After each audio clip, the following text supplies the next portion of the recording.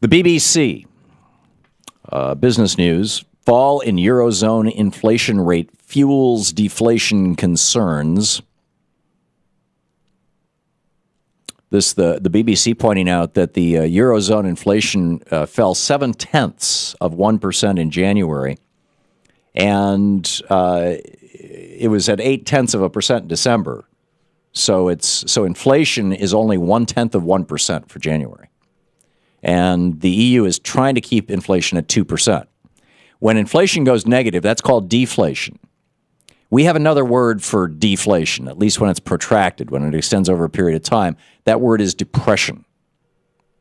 BBC does not use that word, but what they do say is concerns about possible deflation, where the price of goods and assets are locked in long-term decline, hitting corporate profits, wage growth, and tempting consumers to delay purchases in the hope of further price falls, have grown in recent months. See, deflation is this devolutionary rather than evolutionary spiral. It's where the economy just spins down out of control. It's what happened in 1929, 1930, 1931, 1932. And it's what happened for a brief period of time in 2008. And Europe is very concerned that it might be about to happen there. I thought that there was an absolutely brilliant column that you really should read today by Paul Krugman in the New York Times.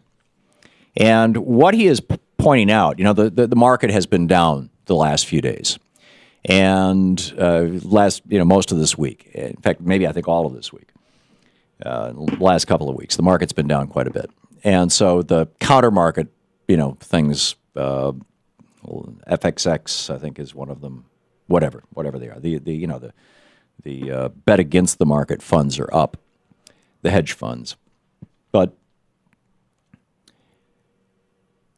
they're hemorrhaging right now in Argentina. The Argentinian peso is like under assault.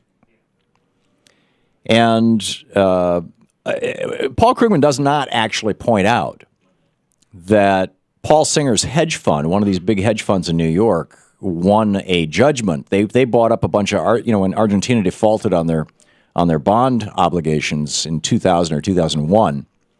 Those bonds were still out there. Argentina just said, we're not going to pay anymore. So the value of the bonds became like a penny on the dollar.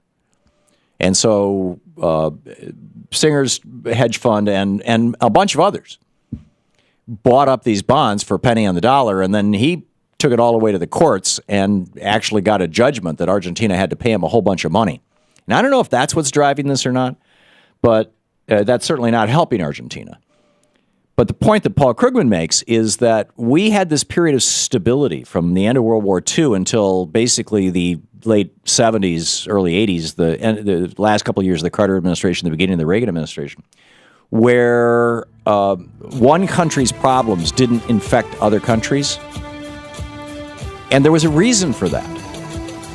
You know how with regard to trade, we used to have tariffs? We used to have basically a semi-permeable membrane around the United States, tariffs and trade policies, and we did away with that in the 90s, and that was not good.